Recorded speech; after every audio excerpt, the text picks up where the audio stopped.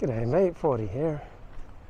So one of the things that makes La Brea Tarpid so awesome is that there are no homeless here, right? No drug dealers, right? No panhandlers. Right? Just good people, salt of the earth people. So why can't all of LA be like this? Keep your dogs leashed and keep your homeless leashed, right? So one challenge to effective homelessness policies is this notion pushed by the ACLU and others that the homeless have a right to just live on the streets. But do they really? I mean, many of them are crazy. Homeless, crazy often, drug addicts, out of their minds on drugs and alcohol. And so let's be all libertarian about it, the non-aggression principle. Like a bunch of homeless dudes, like right here, if they were just lying there in the bushes, that would be aggressive against, my feeling of ease and calm. Because when people are sufficiently violating the norms of public behavior, such as by peeing and defecating in the bushes here, then that's an aggression against me, against the fine citizens of California.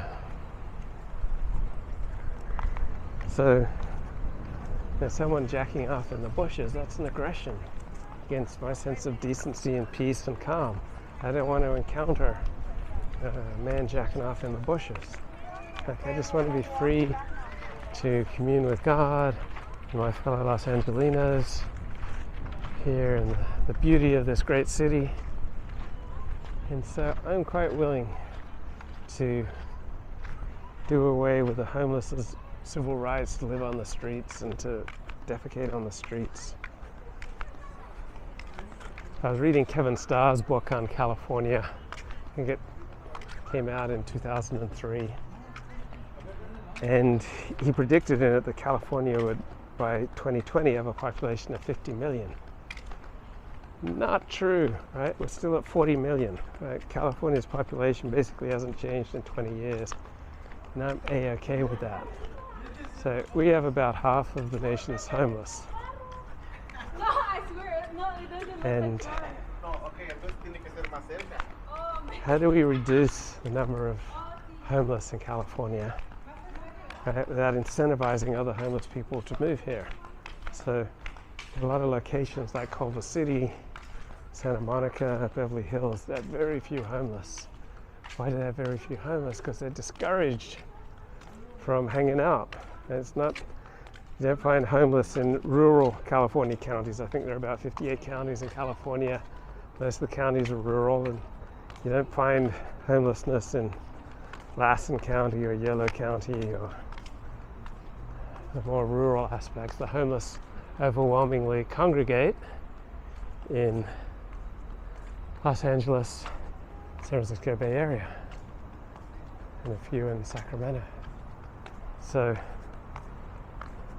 places like Reno, right, they'd give the homeless $100 and a bus trip to San Francisco just to get rid of them.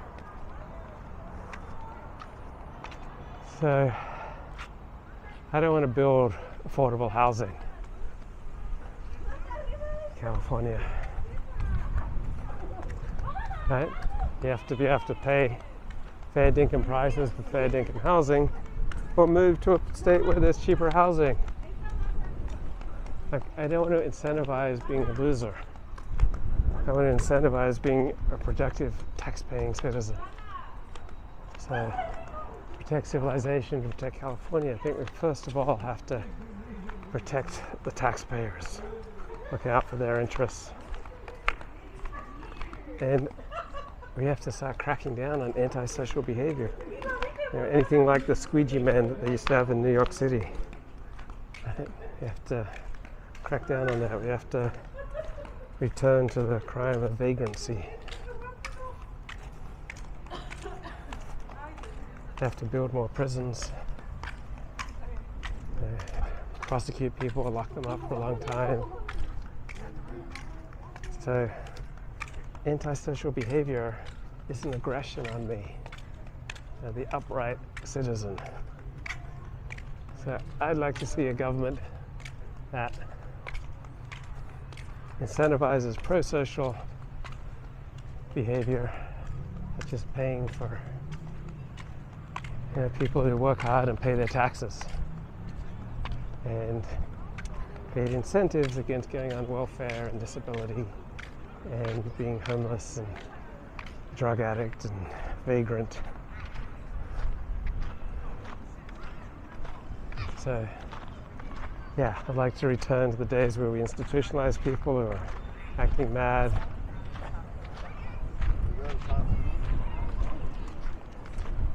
Start restocking our institutions. We should be able to have clean or lighted social places like this. And there's no antisocial behavior here. Perfectly clean restrooms. There's water to drink for free. Lavish museums. There's this good, healthy Sunday afternoon in Los Angeles behavior. And I think that Gavin Newsom, the governor of California, has done a pretty good job. Like, I give him a C or a B. So the roads generally work. Most of the work stuff that he does isn't particularly important. I think he's proven himself to be a competent governor. And LA's last mayor, Eric Garcetti, has been competent. And Karen Bass, right? She's a big lefty, but she seems to be competent.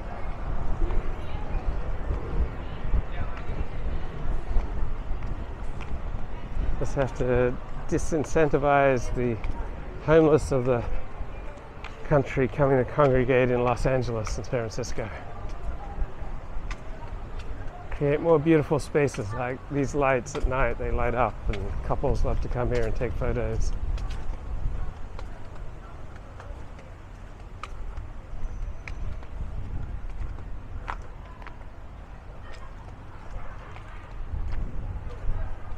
LA's certainly got its troubles, but I've been out and about for 7 miles of hiking through Beverly Hills, here into Park La Brea, to Hancock Park, Fairfax Park, and it's been pretty doggone nice.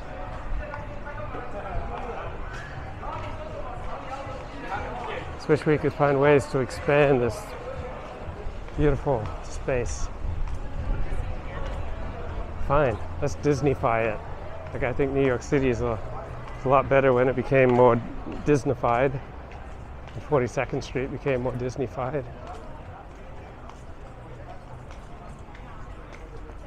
So you're saying, oh, you don't want it to become Disneyfied, you don't want it to become woke and gay. Well, I'd much rather have it become woke and gay and safe and clean, like this, than lawless, like Somalia.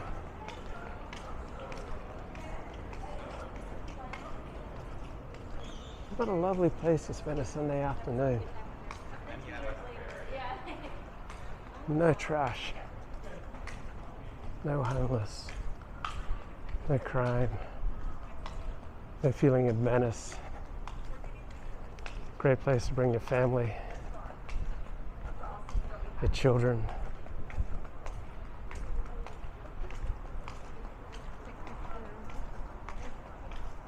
But to create safety, they have to be pretty rigorous against the antisocial and the criminally inclined. So to create space for tender, vulnerable, sensitive, kind, caring people having friendly interactions, they have to be pretty rigorous about taking out the trash.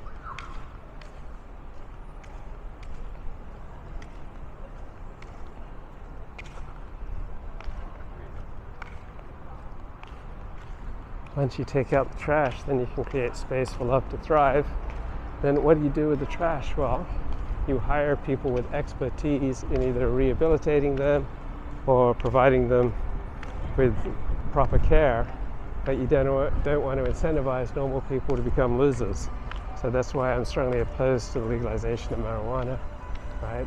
Probably more than any other one thing. I notice it tends to make normal people into losers. So I think it stinks that you walk around LA and constantly getting a good whiff of marijuana. It's a gateway drug, guys. Stay off the crack. Look at this magnificent Peterson Automotive Museum. Just fantastic. Doesn't that make you happy?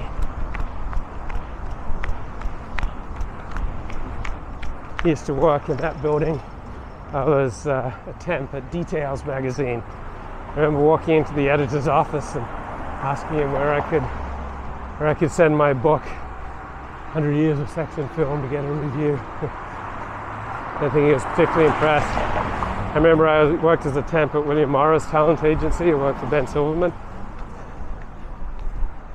And I remember I was on the phone a lot. One of the agents I was working for said, "What are you doing? You're writing a book?" I said, "Yes, I am." I was like calling retired FBI agents to get the lowdown on how they dealt with the sex industry.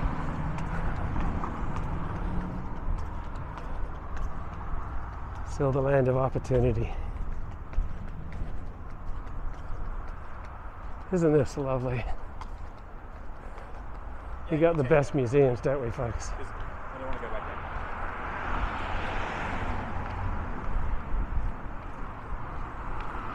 there. And just up the street here, we got Charles Hebert High School, one Orthodox school. I think along with Shiva University, Los Angeles, another modern Orthodox day school. The yearly tuition is about $35,000, $40,000 a year without discounts. And if you want discounts, you have to submit your tax returns, all sorts of documentation.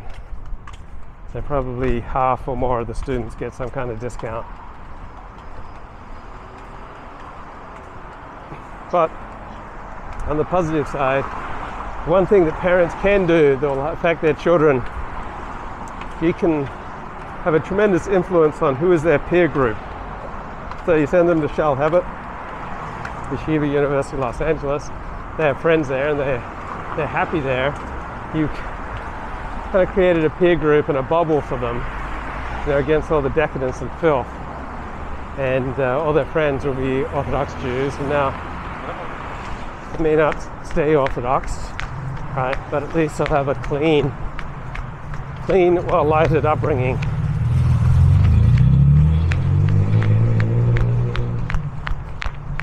So it's a big reason a lot of Jews stay Orthodox and become Orthodox, to create a safe, clean, sheltered from the pause and the filth upbringing for their kids.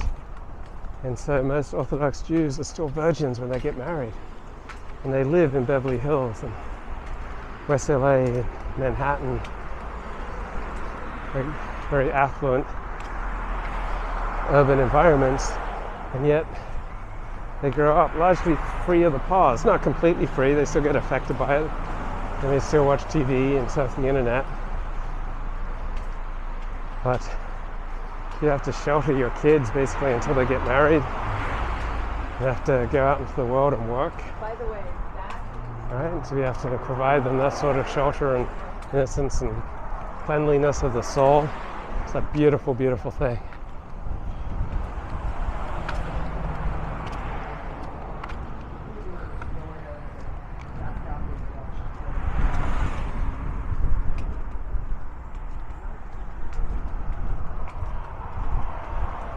So Jerry Friedman is in charge of this school and donated, I think, hundreds of thousands, millions of dollars, creating Charles Hebert, which is the most modern Orthodox day school here in Los Angeles.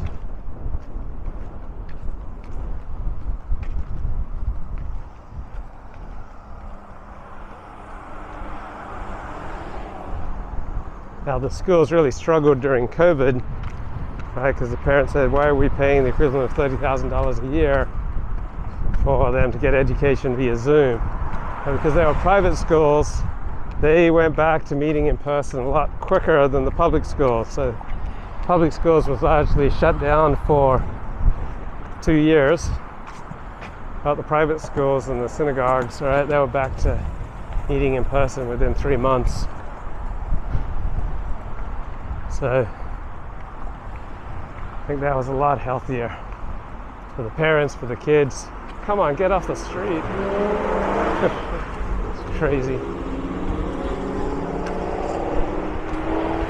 Julie Hartman, Dennis Prager's YouTube co-host, wrote an op-ed for the Wall Street Journal. She was amazed at Harvard students. They were such sheep in just going along with the COVID restrictions. And so Harvard students have worked very hard to get to where they're at, and they've learned to play the game, and part of the playing game is that you recognize and follow along with authority. So your average American who didn't go to college, a lot more rebellious against COVID restrictions than your more well-educated Americans. Now, I'm not taking a position either way about who was right. I guess I think overall that many of the COVID restrictions were good, and that our public health officials did the best they could. Now, one thing I think a lot of people get wrong with COVID health restrictions and public health approach, and Diplomat, that is a terrific show. With Kerry Russell, The Diplomat. I mean, that's a hilarious show on Netflix. But one thing that critics of COVID restrictions tend to get wrong, I think, is that they have to dumb down the public health message so that people with 90 and 80 IQs can get it. And so that's why I'm not offended. People like Gavin Newsom, breaking the rules. These higher IQ people, they're able to understand and apply many of the nuances of slowing the spread of COVID. And of course, the more nuanced behavior of high IQ people, it's not going to follow exactly the public health measures that were instituted to try to curtail the possibly dangerous antisocial behaviors of the 90 IQ and 100 IQ crowd. So yeah, a lot of the public health measures look really stupid to 115, 130 IQ crowd and above. But you can't give different public health messages to the 80 IQ, 90 IQ, 100 IQ, 115 and 130 IQ crowd. You gotta